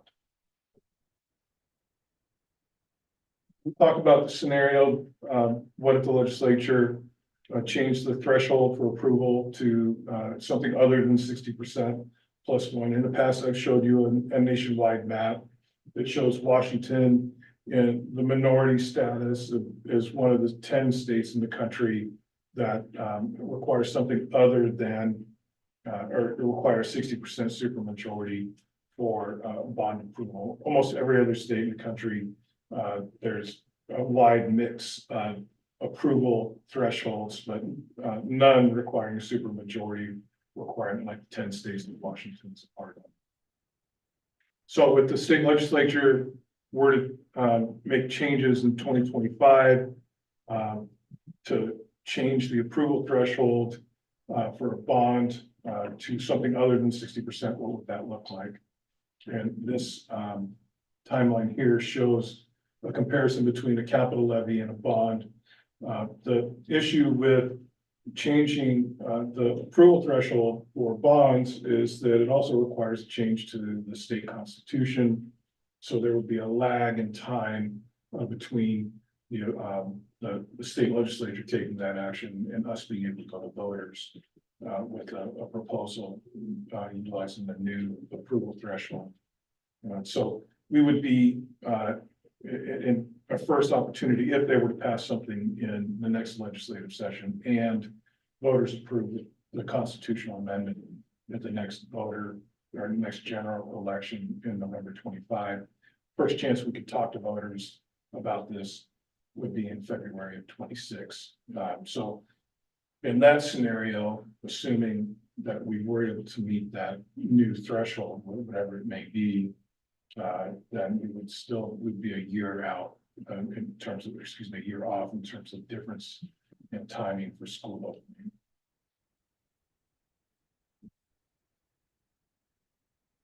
Another piece of news regarding our eligibility for state construction assistance program funding. Two events have occurred. One is that the state updated our long-range enrollment estimate for K-8 that shows where for grades K through 8, middle school is part of that grade band, that our unhoused students is going to increase as we move through time in that grade band K through 8. And we've got more eligibility because of that. And also because the state changed its construction assistance program funding in the last session that ended in April. The increase of per square foot allowance for construction support. So our new eligibility is $25.1 million for state construction assistance program. So when we've updated our cost estimate for post-construction, resulting in $106 million revised construction estimate, subtract the SCAP or school construction assistance program eligibility of $25 million and arriving at a levy request of $81.1 million. What would that look like as far as cost for a property valued at $500,000 or an assessed valuation of $500,000? $65 a month for a 6-year period. Total annual cost of $775 for a lifetime cost of $4,650. The last proposal we took to voters that was bond related, there was a higher ask, but the total estimate for the lifetime cost was $7,700, so about $2,100, excuse me, $3,100 more than what we're asking for with the 6-year capital levy across the life of the levy collection period. So what does that look like with our new approved levies as well? And Right now, we're paying $87 a month for a $500,000 piece of property, a total of $1,045.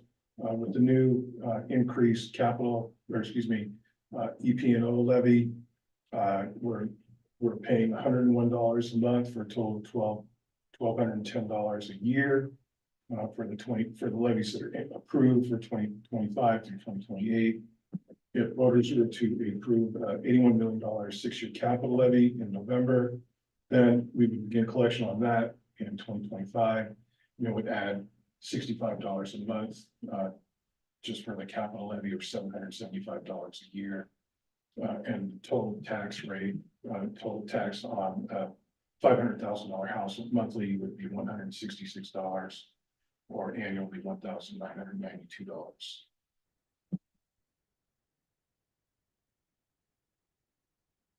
This is pulled directly from the resolution, a copy of the resolution, which shows the ballot title, the language that will be presented to voters, asking them for a yes or a no vote to approve.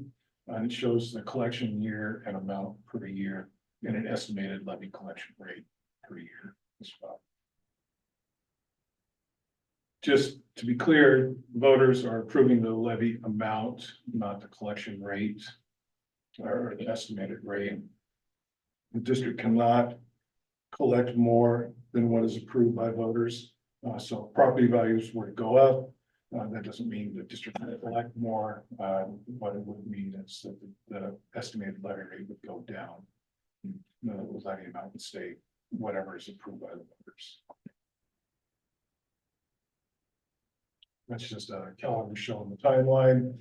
To be on the November 5th ballot, the district would have to file an approved resolution with the county auditor by August 6th.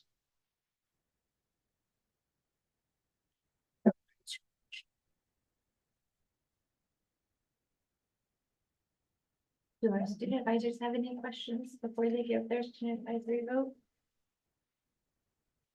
Mishka? No, I asked my question. Nathan, any questions? I'll probably will in a second. I have a math question. What grade would a kid be in this year? If we passed a capital levy to build a new post middle school and the kids got to go into it in 2030, what grade would they be in right now? Only good or math whizzes. Be pre-K, because Kindergarten? I did the math, because my guy in kindergarten, he would get to go 7th and 8th grade. So preschool. Yeah. Okay. It's 5 years. It's a good math question. Nathan, do you have any other questions? Yeah, so we're going to voters proposing either a bond or a levy? No, just the levy. Just the levy. Yeah, And how does this levy compare with the one that we proposed to them? that we proposed in the past. Yeah. Well, this is a capital levy versus a bond. Oh, So a bond is, if voters say yes to a bond, that gives us a right to borrow money. Yeah. And that borrowing would have interest attached to it, and the repayment would be over a 20-year period. Right. A levy, there's no interest attached. We don't borrow any money. We would just collect the money from the levy across, in this situation, across a 6-year period. There's, some risk involved in that, as I talked about earlier, but there's another risk in that we have to constantly remind the community that they approved a levy and that we're accumulating funds before we hit certain milestones, enough money in the capital projects fund to begin. And this, you can see up here, the design phase in 2027, but there will be activities that occur before that to engage with the community, make sure they knew that we were collecting funds that they approved and that this was the goal in the end, was to have enough money to build a new post middle school. So the biggest difference is time and interest cost. In which case we say we didn't continuously remind them, show them a plan. Would we just like lose support? There's the potential for that, yes. Yeah.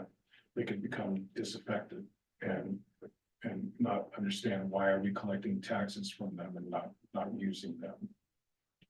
We're not a bank. We don't collect money just to hold on to it. We would collect money with a goal in mind. But you have to build a critical mass of funding up when you can start taking on these design and permitting activities. So design and permitting on this kind of job would be in the range of $7 to $10 million, just for that part. Thank you. I have another question. The part that you were talking about was like if property taxes go up, that $1.55, or not the $1.55, but that would go down, but the, Yeah, No. if property values go up, yeah, that's the one. How does that work? Would, if their tax of the $1.55 goes down, but we still keep that levy amount, do we just have more people pay, or how do we get more frequent payment of that? no. But there's two things that could cause the levy rate to change. Number one is the district, the number of properties that are taxable and the value of those properties. For example, if you have a vacant lot, it's not worth as much as a vacant or a lot with a house built on it.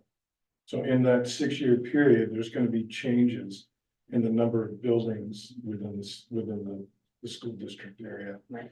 Or there's going to be changes to the buildings that are in place, like somebody could add on to their house, or somebody, a commercial building could be constructed like with Amazon, something like Amazon come in place. So as values could change, they go up.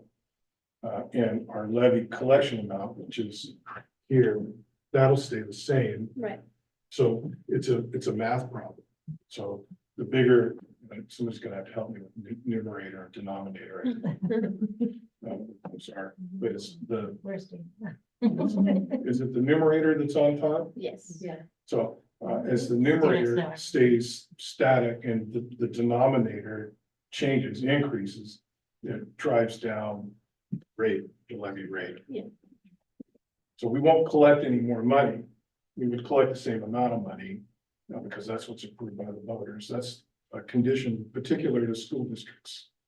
Other taxing entities like the county or the city, they have a rate that's approved. So as property values go up, they end up collecting more money because the rate is what drives the collection amount. They don't have a rate, or excuse me, an amount that's approved. They have a rate that's approved. So there's a big difference between us and other kinds of taxing authorities. Great question. Thank you. Would you simplify it if you were comparing it to buying a car to either getting a car loan would be equal to like a bond or saving up with a savings account and then buying a car after you've saved it? Yes, Would that be? that's a great analogy. And the same risk exists with saving money to buy a car versus buying a car with a loan. Because the car price could go up in the 6 years that you're saving up money to buy a car. In comparison to what if you bought it, you know, in day one versus year 6. To borrow money, you have to make that cost benefit analysis. Is it gonna cost you less? And this is not analogous to an election kind of situation. But is it gonna cost you less to buy the car with a loan, plus, you know, the cost of the car plus interest costs, versus saving money over a 6-year period? And, you know, with the current interest rate environment, it may be more cost effective for you to save money for 6 years than to get a loan at 10% or whatever they're charging for car loans right now. So in a way, it is a simpler analogy, but good. Take the election part out. Right, are our student advisors ready to weigh in with their advisory vote? All right, Mariska, wanna go first? How would you vote to support or not support the resolution for the capital levy to construct a new middle school? I would absolutely support it. Like I was looking of like that 3-year difference and whatnot. No matter the difference, we need a new post-middle school. The kids in that school deserve a new school. It's sad and disheartening that it doesn't get past, like, I know when we tried running it this last time and I saw like the little post that was made, like, this didn't get past us. Darn it, we were so close. But I would absolutely vote for it because it is a need in our community. Thank you, Mariska. Nathan, how about you? I vote, yes, the time is now. We need to pass this. There's no reason not to. All right, our student advisors weighed in. Do we have a motion to approve resolution 2404 capital levy to construct a new middle school? Motion to approve resolution 2404. I'll second. It's been moved by Director Diamond and seconded by Director Knapp to approve resolution 2404 capital levy to construct a new post-middle school. Madam Clerk. Director Diamond, Yes. Director Kelly, Yes. President Levesque, Yes. Director Knapp. Yes. Yes, the Excitedly. resolution is approved. Thank you, Brian, for Thank you. all your due diligence.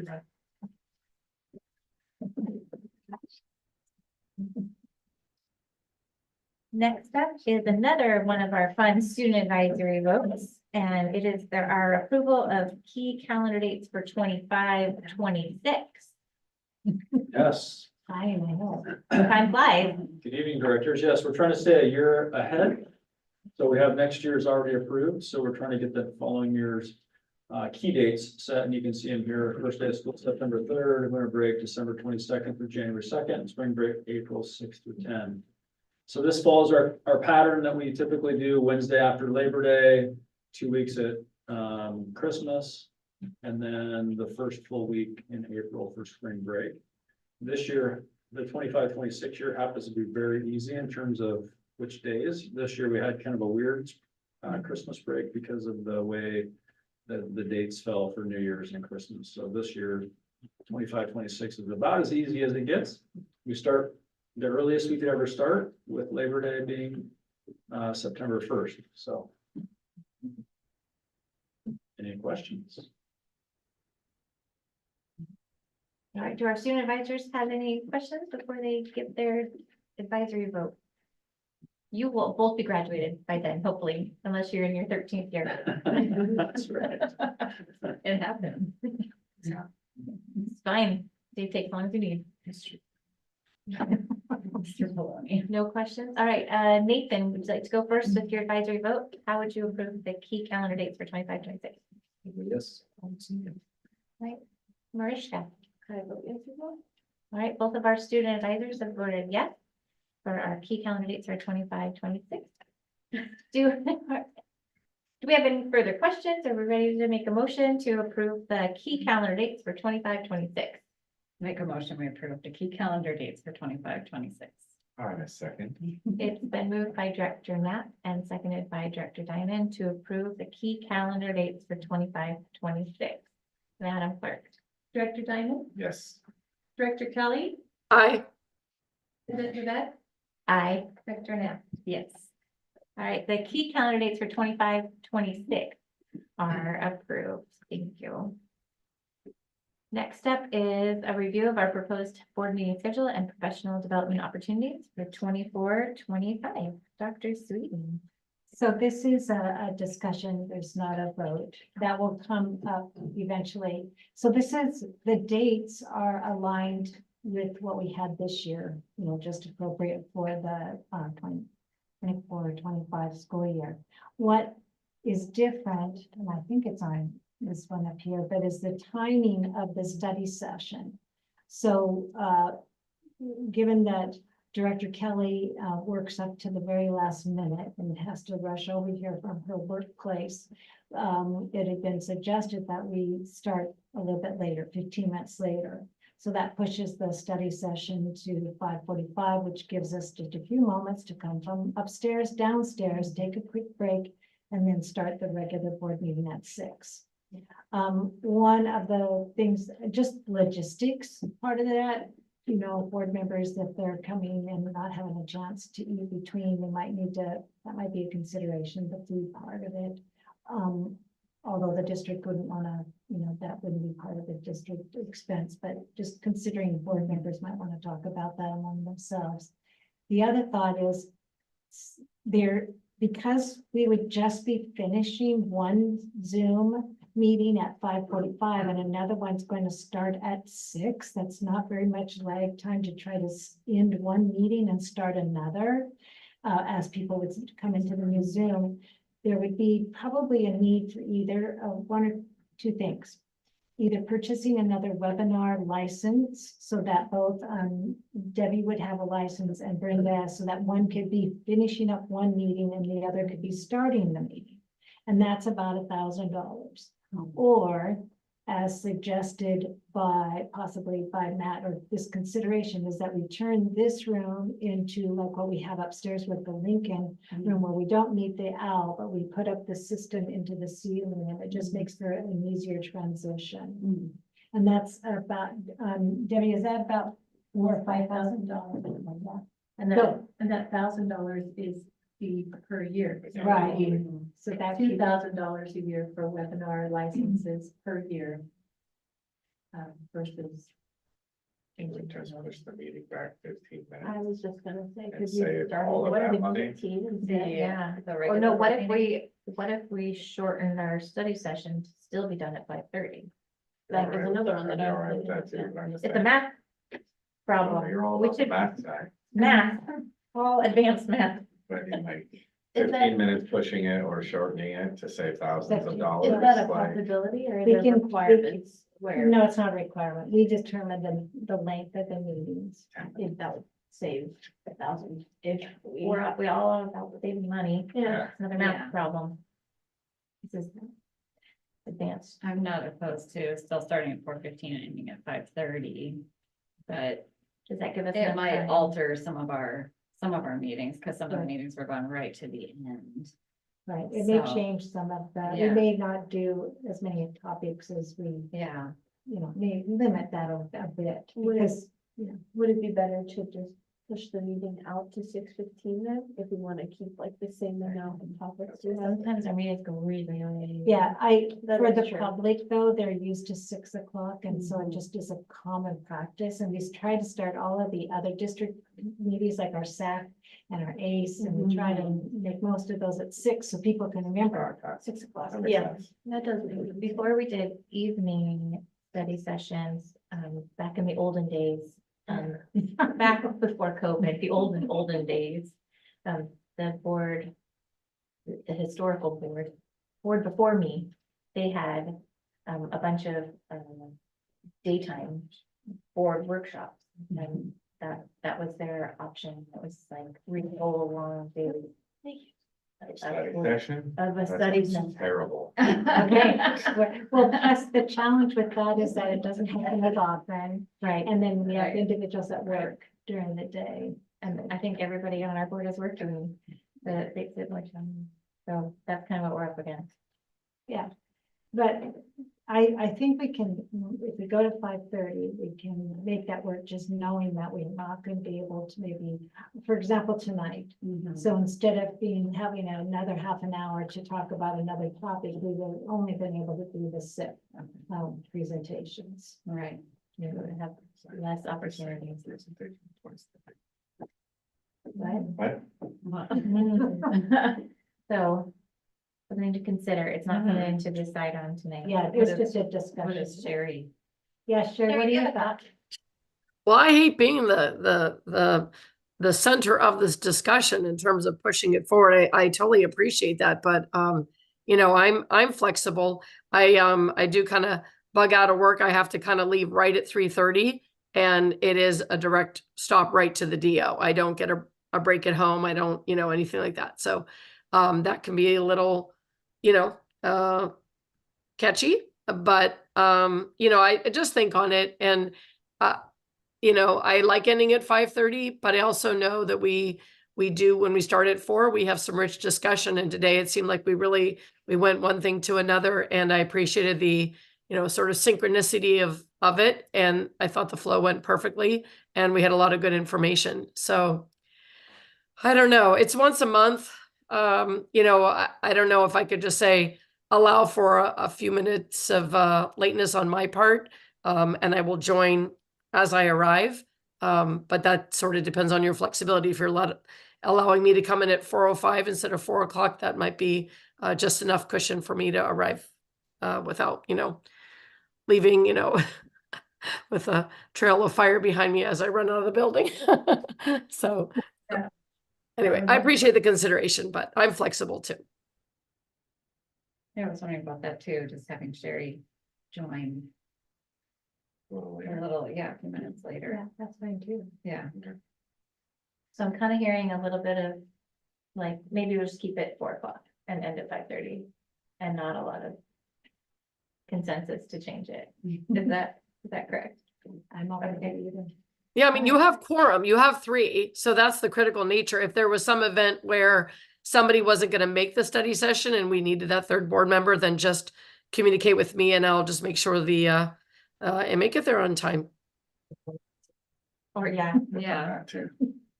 we've all done that.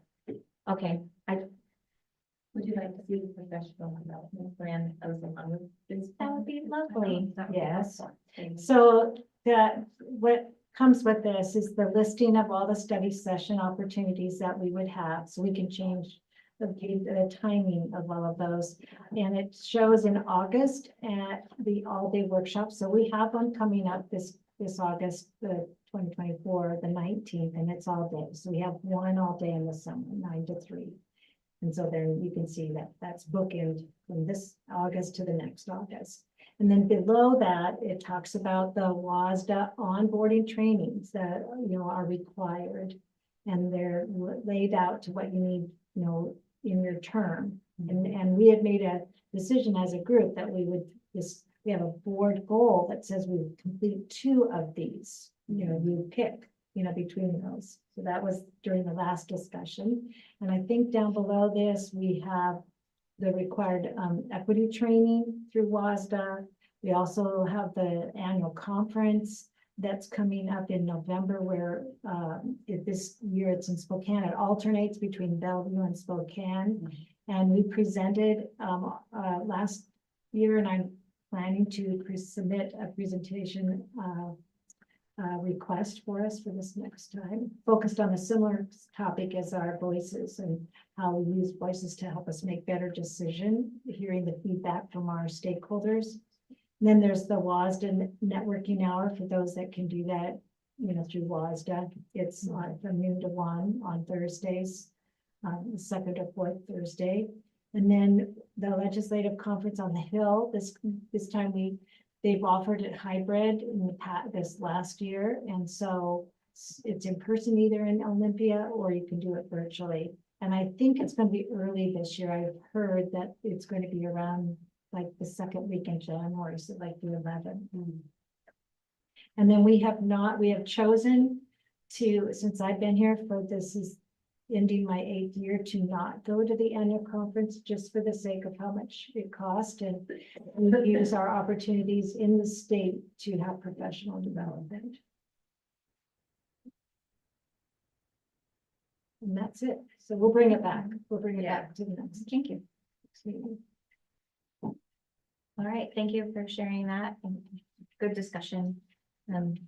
Next up, we have our item H, our board member resignation. And Dr. Sweeting, would you like to? Yes. So on May 13th, I received a written resignation via email from Director Kingman. And he asked that it would be considered effective immediately. So, but it came at a time that day that could not get it on the board meeting that evening. So bringing it to the board for your consideration of approval for his resignation. Make a motion that we approve the resignation. I second that motion. It's been moved by Director Knapp and seconded by Director Diamond to approve the resignation of Director Michael Kingman. Madam Clerk. Director Diamond, Yes. Director Kelly, Aye. President Levesque, aye. Director Hare, aye. Thank you. The motion passes and the board acknowledges and announces officially the resignation of Director Michael Kingman. Next up, we have a resolution. to honor Right, him. so to thank Mike, Director Kingman, for his service, which he served on the board for 2.5 years. And, you know, it started when COVID was still in, you know, when we were still in masks and we were doing things in different ways than we are now. But there is a resolution 2406 that's been put in place, and the board team is going to read that resolution in honor of Mike to thank him for his service. And I will share that a press release, Gary Sable will send out a press release thanking, letting people know in the community that, yeah, it's been approved his resignation, and to thank him for his service. So with that, I will ask Mary to start the resolution. This is resolution 2406, resolution of appreciation honoring Director Michael Kingman. Be it resolved by the Arlington Public Schools Board of Directors as follows. Whereas Michael Kingman faithfully served as a member of the Arlington Public Schools Board of Directors from December 2021 to May 2024. And whereas Michael Kingman is a retired United States naval officer and is employed in the local aerospace industry. And Whereas Michael Kingman served during the global COVID pandemic and thoughtfully supported the academic and student well-being plan efforts as the district monitored the health status of students and staff. And whereas Michael Kingman served as a member of the Instructional Materials Program Committee to review core instructional materials coming before the board for adoption. And Is this Sherry's part? yeah, Whereas Michael Kingman served as a member of the Budget Advisory Task Force, BATF, and whereas Michael Kingman advocated for vigorous academic standards, and whereas Michael Kingman listened carefully and provided comments, feedback, and asked thought-provoking questions during the board study sessions and regular board meetings, and Whereas Michael Kingman has given generously of his time and energy to ensure that the Arlington School District and all Arlington schools are the best that they can be. Now therefore be it resolved that the Arlington School District Board of Directors, meeting in official session on May 28th, 2024, through adoption of this resolution, extends to its respected member, Michael Kingman, this token of appreciation and honor for service generously rendered to public education in the Arlington Public Schools. And Be it further resolved that this resolution be made part of the official record of the Arlington Public Schools Board of Directors. Of this resolution be presented to Michael Kingman, adopted and dated this 28th day of May 2024. thank you. This is an action item. Do we have a motion to approve resolution 2406 honoring Director Michael Kingman? motion to approve resolution 2406. a second. It's been moved by Director Diamond and seconded by Director Kelly to approve resolution 2406 honoring Director Michael Kingman. Can we take a vote, please? Director Diamond, Yes. Director Kelly, Aye. President Levesque, aye. Director Now, aye. Thank you for that lovely honoring of our previous board member, and I want to say thank you for participating and reading aloud. That was lovely. And I wanted to say that we will be having a press release tomorrow to talk about the next steps and the process to appoint a replacement for serving out the remainder of that term. Okay, and then next up on our agenda is our informational items. We have our superintendent's report next. So I'd like to share that the auditors have been doing their work with our district, and they're getting ready to issue audit reports for the financial audit and the federal grants audit. And their deadline is May 31st, so they will complete that by the end of this week. They are still finishing up the accountability audit, and they're going to set a conference date, an exit conference date, once they finish that. As a board team, the board, elected board will receive an email at some point about, and receive an interim report soon and about the exit conference. And then there'll be the exit packet as well. So you'll get that at some point coming in the next couple of weeks. I attended the Arlington High School Senior Awards Night, and I know that President Levesque did too. It was awesome.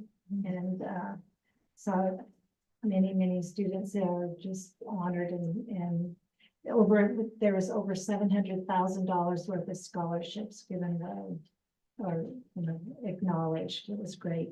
And then I also attended the Swing Into Spring, where Mariska sang a beautiful solo. It was wonderful. And Nathan sang too as part of Flight. They both sang as part of Flight. And the jazz band was superb in every way. So that's what I have to share. Thank you. Next up is our legislative update and discussion. Director Kelly, do you have anything to share with us about legislative topics? I don't, nothing specific. I've not been able to attend because they're now on, the legislative meetings are on Tuesdays at lunchtime, so I'm not able to attend. So nothing new. It's kind of laying low. I am working on a project I'm talking with Dr. Sweeting about, trying to really collaborate maybe with some other sister districts and talk about issues that are most impactful. I think Principal Olson mentioned it today when we were talking about cell phone usage, mental health, those kind of things. So I will keep you apprised of my progress. But other than that, it's pretty quiet right now. Thank you. Thank you, Director Kelly. Next up is our comments from board members. And I'd like to start with our student advisors first. Nathan, would you like to start? Nothing too new. I'm excited to kind of move on to the next stage of my life as a senior coming up soon. Take Mariska's place as senior advisor.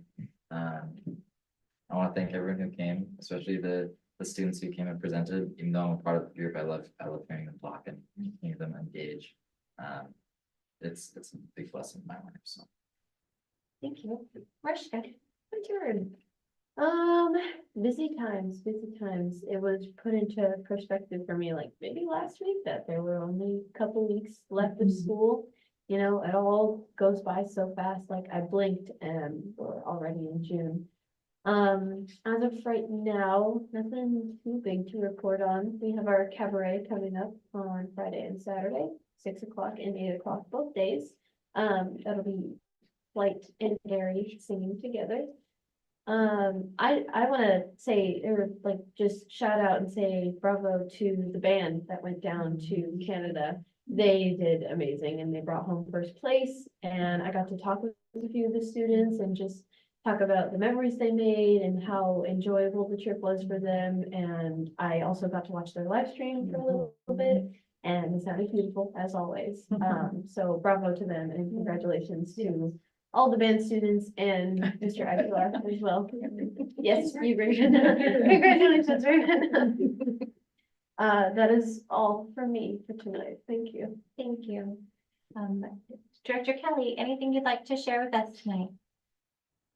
I did meet up with Erica accidentally at the Swing Into Spring. I went on a Friday night, so unfortunately I missed Mariska and the other folks, but it was fun to see it from a different vantage now that my kids have moved on, and seeing our band director, Mr. Aguilar, that was wonderful. So interesting to get a new perspective on how he presents that, but the band is top notch as always. And I love that they included post middle school. The band was there at Kip Otterness. That was really great. So that's just a tidbit, again, one of those cultural things that we have that's special to Arlington.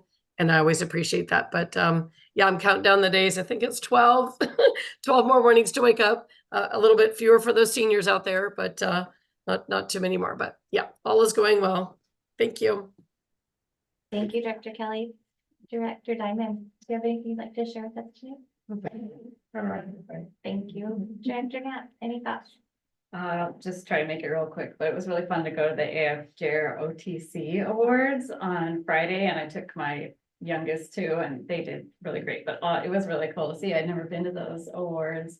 And of course, Swing into Spring was super fun. I got to hang the banners several times because I kept falling down, or the.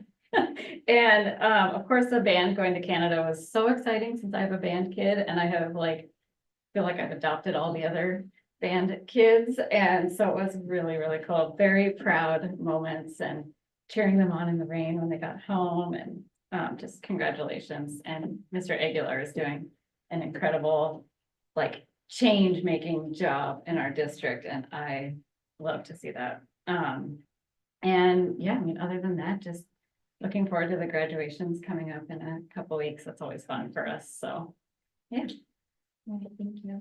I wanted to share that I also got to go to the senior awards night for Arlington High School, and so impressed and so grateful for our community and all the support that they lend to all of our graduating seniors that apply.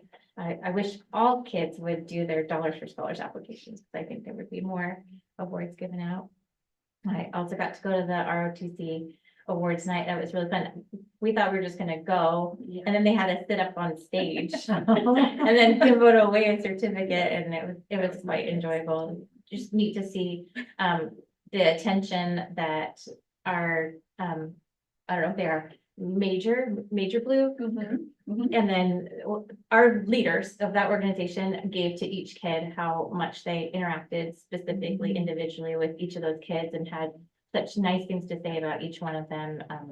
And I really like how we can take that time to honor and respect each kid individually, because they're all so different. And I love going to school visits. We went to President's in Haller and had a good time. And then I did get to go to the Arlington parade for Memorial Day and watch the band. Tiniest, littlest parade ever, just like 10 minutes. But then they also went to the cemetery to pay their respects, and they played a few musical numbers and watched the flag go up, and it was quite moving and deeply powerful. One thing I learned at the cemetery that they announced was that all of those flags on those poles that decorate the cemetery on Memorial Day all used to be on the coffins of our fallen soldiers, and they have their names written on the top of the flag. And it was incredibly moving to see how many people have sacrificed for us, and it kind of put everything in perspective. And I got to watch my little drummer boy, and all those kids were so respectful and well behaved, and it was incredible. I'm grateful for the time of the year where we get to kind of wrap things up and celebrate and honor, and it's pretty great. I'm looking forward to graduation coming up too, because I have a kid graduating, and my kid doesn't qualify for any awards, but they made it to school enough that they're going to graduate. And it's been a struggle. Can I just say, the last 4 years, it's not been easy. And for having two seniors on senior skip day, come to a school board meeting and stick it out for a long time, that's we're celebrating tonight too. I want to remind everybody of our coming up next meetings. We have our study session on Monday, June 10th at 4 o'clock at the Lincoln Room, and the regular board meeting will follow in the boardroom here at 6 o'clock, also on June 10th. And the next part of our meeting is going to be our executive session, and so I'm going to read a little script, and then we would recess into the meeting, and then we would come back. And you don't have to stay, but you're welcome to stay. The board will now recess this meeting, so the board may convene in an executive session to review the performance of an employee. I estimate the executive session will last approximately 30 minutes, during which time no final action will be taken. And following the executive session, this meeting will be reconvened for the sole purpose of adjournment. I just want to say that, and then thank you all for coming. We'll be back in a little while. These